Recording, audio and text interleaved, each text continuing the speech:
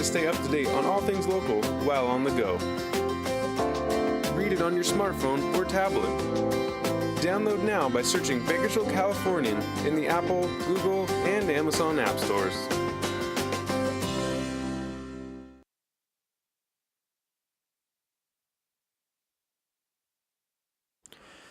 Welcome back to BVarsity Live. I was just thinking to myself during that break, we have all these great athletes in here and they're great kids and everything, and I wanted to get to know them a little bit better and kind of ask them what they do off the field and stuff. And then this is just saying during the break that she doesn't really know what what her passion is or anything. So I'm going to start with you. What do you like to do outside of soccer? Doesn't have to be a passion. Just how do you spend your time?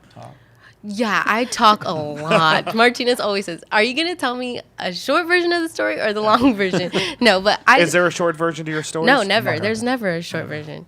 How can there be a short version? You have to tell the whole thing. I've been able to tell in the last 19 minutes that you like to talk, but that's a good thing. That's good, that especially for our purposes. So, but you do want to go away to college, so maybe traveling. I mean, is that something you're interested in, kind of seeing new places and new faces? Yeah, that'd be great. That'd be really fun. But the thing is, like, I love to be with my friends. Like, I don't like doing that stuff by myself. Right. Well, who does? Look, I went away to college, and the first 2 days I was miserable, and then I had a new set of friends after that. So it does happen. Oh, Dallas, how about you? What makes you tick off the field?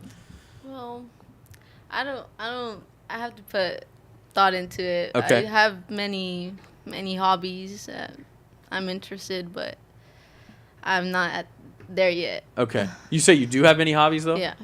Give me a couple of them. What's the one that's fresh in your mind right now? I like being outdoors. Okay. With plants and animals. Beautiful. A Yeah. botanist. Future botanist. Maybe. She said she had lots of hobbies. A lot. Okay. Yeah. All right. Marty, how about you? What's when you're not coaching soccer? What kind of gets you going? That's all I do. All right. Yeah, we I respect that. Yeah, we have been together for this is our third year nonstop, and I always tell him I'm very tired. So summer I went to Miami for 2 weeks, and then this one's texting me, "When are you coming back? We need to go to practice." Yeah. So I mean, I knew that the commitment I had to commit if we wanted to do what we're doing. Right. So that's what I've done since I've been with them. We talk about soccer, Women's World Cup next summer. You guys excited about that? Sure. So excited. Yeah. It's in Canada this year, so it's not that far or anything. I would just, Marty, you saying that you don't have any hobbies. There was a football coach that I used to talk to a lot in Sacramento, and he was like, "I'm going to do this until the day I die. I don't have any hobbies. I don't golf. I don't bowl. I don't do anything. My wife doesn't let me go into the garden, so I just coach football." Right. Yeah. And that I realized, I don't know how many years I'm a coach. I find that free time, my mind starts going, and I like the competition, so I probably will. I complain a lot about not coaching anymore. But if you didn't do it for a year, it would drive me nuts. Crazy. Yeah, it'd drive me nuts. Yeah. You're nodding your head. I know. I'm nodding my head when he said, I like the competition, because Martinez loves the competition. Yeah. Like, when we're doing a competition, he won't let me win. Like what kind of competition? Like what? Okay. That's good Give for us you. give us the long version. Oh, my gosh. Yeah. Okay. What was that? We were playing a game. I can't think of the game. And, I remember. If you made it in the goal from where we were at, you got 5 points. And I was the only one who got the 5 points. He was the last one up. And he looked at me and gave me the evil eye. I'm not going to let you win this. And he freaking scored. I was so mad. I could have won the game. Did you guys have a tiebreaker? No, because I won No, on because that last one. he had other points from before. Oh, I see. So that was the tiebreaker. But I told her if you would have made your last shot, you would have won. It's true. Yeah. It's good for you, see? She missed it, I made it. I have heard of parents, and I have to admit I'm not one of these parents, but I've heard of them who, from age 3 on, they don't let their kids win at anything until the kid is actually good enough to, I won't let my kid win in one-on-one. I'll swat his shots, blah, blah, blah, blah, blah, until he's 15 years old and he's good enough to beat me. And it makes him better. Sure. And I don't know if that's right or wrong, but Yeah, but you can't look at that sweet face of Hannah and not let her win. She cries when I don't let her win. So this one. Yeah. I do. I'm Yeah, a but his whiner. is only 4. We'll have a race, and she'll go, "Daddy, I get to win, right?" So, yeah, that's how it goes. Speaking of winning, Division III, handicap it for us, Coach. Who else is out there? Mission Oak. Okay. Liberty Madera, Porterville, Bakersfield Christian. It's tough. BCHS up in it D3 is now. a tough division. I feel it's tougher than D2 this year. Yeah. It's funny. I asked you before the show, "Are you in D2?" And you said no, we're in D3, and you Right. sort of sounded upset about that. And I said, "Well, that seems like it's better." But that's I'm not upset. I mean, my thing is we're where we're at, where we are at. We're gonna do what we do, and we're gonna play hard. And we're one of the favorites. We are not the favorite, but we're one of them. Have you thought about seeding yet, where you might be? I keep winning. I mean, I feel if we run the table, we should be the number 1 seed. Mm-hmm. Based on our schedule and being undefeated in league. and obviously we have to at this point think that's realistic. With Sure. only eight games left, 8 matches left. 9. 9. Okay, 9 left. Who's on Tuesday? Is Tuesday the next? Friday we have Golden Oh, Valley. you play tomorrow. Okay. Yeah. Yeah, it's a Wednesday, Friday in the Right. SYL. So, yeah, you have Golden Valley tomorrow, and then Independence yesterday, and next week obviously you'll take on West or who else is in that league? Tatchby and Ridgeview. Ridgeview. Yeah, I don't know. We're still trying to figure out these leagues halfway through the Right. school year here. I want to talk individually about these girls' games, though. Dallas, what's your strength? Marty mentioned your rocket right foot, but when you're out there playing well, what are you doing well? Well, my 1-2s, connecting, switching the ball. So you're more of a distributor. Yeah. Yeah, trying to keep other people involved. She has great field vision. She understands the game, very intelligent with the game. So with her, I don't really need to coach her on that. She sees the game very, very well. We know Anissa's is a vocal leader, so I'm just kidding. Where are your strengths? I feel like I'm more of like the distributor too, Okay. along with. She's a worker. She works and never stops. So I can move her around based on the other teams, what they're going to do. But no, both of them, we've been on them about shooting the ball. And then you saw with O'Dallas, she fired it, and she's got a shot. But they both have shots that they don't really use as much as we would like. The ball goes at the net, and good things happen. So. Right.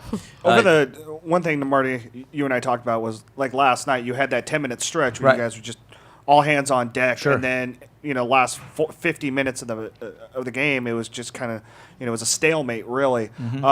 Over the next 4 weeks, what's the biggest thing that you guys need to do to ensure that you get a full 80 minutes, knowing that the playoffs are going to come and you're going to need to do that? We talked about that coming over here.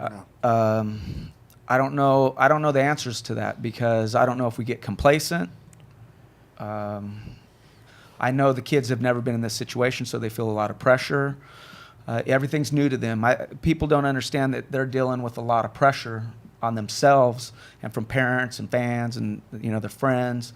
I think that's what's kind of getting to them. So we're trying to keep them focused, just like what you said. We play for 80 minutes. So yesterday I was frustrated after the game that we played for 40 and we played very, very well. In the second half, it was like we were a totally different team. Do you guys feel that target on your back a little bit? You 3 years ago you were the ultimate underdog, and now here you are undefeated. Yeah, definitely. Definitely feels like there's a target on our back now. There's a lot more pressure on us, but pressure's good. We just need to figure out what that is. That we just need to get through the first 80 minutes. How about you, Dallas? Do you feel a little pressure? Pressure, I feel like it's a good thing that you're doing something right. Because if there's no pressure on you, then, then you're not doing anything to put you in that situation. And we, like Anissa said, we have to figure things out. Yeah. I want to go over the number real quick. Just real quick before you get there, I had a comment about Kentucky's basketball team's undefeated. They had a couple of close games last week, and people said maybe it would be good for them if they lost a game. And I always thought that's kind of silly to say. Maybe a loss can turn into a positive thing, but in the moment, you never want to lose the game. Right. How do you come down on that? I mean, is a loss good, or would you rather have a challenge like Kentucky had and survive it and then keep going as a wake-up call? For us now, it's not good. No, our goal, we want to win league. We want to go undefeated. We went through the hard stretch. If we were to lose during that stretch, I wouldn't have a problem with it. But now, our goal is go undefeated. It's a tough goal, but. Do you want to be challenged? Do you want to have a game where you have to fight for that, maybe going to overtime? And that's why we scheduled what we scheduled. Yeah. We had a lot of tough games, and it made them grow. But we're in the league we're in, so right. you don't want to get into the playoffs and then that have be your first challenge in 3 months or something. And that's what we were talking yeah. about last night. Was you played 40, you should have played 80. Right. So we're trying to clean that up right now. Sure, Trevor. I don't know. I cut you off and then yeah. So unless your freshman year, 3-10 is what your record was, and then Marty comes that in, sounds like a not completed max prep schedule is what that sounds yeah, like. right. Yeah. And then a 20-win season your sophomore year, and then another 20-plus win season last year, and now you guys are 13-0-4. I mean, that progression is just, I mean, night and day from when you first stepped on campus at East to now. Yeah, well, I feel like this season has been most like the best out of all of the other two, just because of like our schedule and stuff like that. I mean, I'll admit I was nervous when he first told me the schedule. I was like, "What? Excuse me?" But Saint who? But I know who's that. but I trust Martinez a lot, and if he believes in us, then I believe in us too. And I knew we could get through it. I mean, I didn't think that we were going to be undefeated, but I was excited. But also they had players there, but then we had a really good group of freshmen like O'Dallas. Right. So sometimes people want to give me a little more credit than I deserve. The kids, you got to have good players to win, and then they've bought in. So I tell them all the time it's a we thing. It's not me, it's not them, it's us. And we've all worked hard, so we all deserve it. You have five juniors in your starting lineup. Did they all play for you as freshmen? Right. Okay. Yeah, so they were a stars bunch of included on that. 3 or 4 years. Yeah, starters. no, we started them on purpose as we were young when we first got together. It was all freshmen and sophomores basically. So do you have to start over next year, or is there another crop coming? Well, that's a hefty bunch coming back. Well, the Yeah. juniors will be back, sure. Yeah. Well, hey guys, we're out of time. We're going to go to another break, but we appreciate you stopping by. Keep repping the east side of Bakersfield. We love having you in here, and undefeated speaks for itself. So keep it going. Dallas Espinoza, Marty Martinez, and Anissa Lopez. Thanks for being on BVarsity Thank you Live. for having us. Thank you. No problem. And we'll be right back. We're going to talk. We're going to recap 2014. It's still January. We're still allowed to do that. We're going to go back and look at 2014 and what we thought the best stories were of the last year when we come back on BVarsity Live.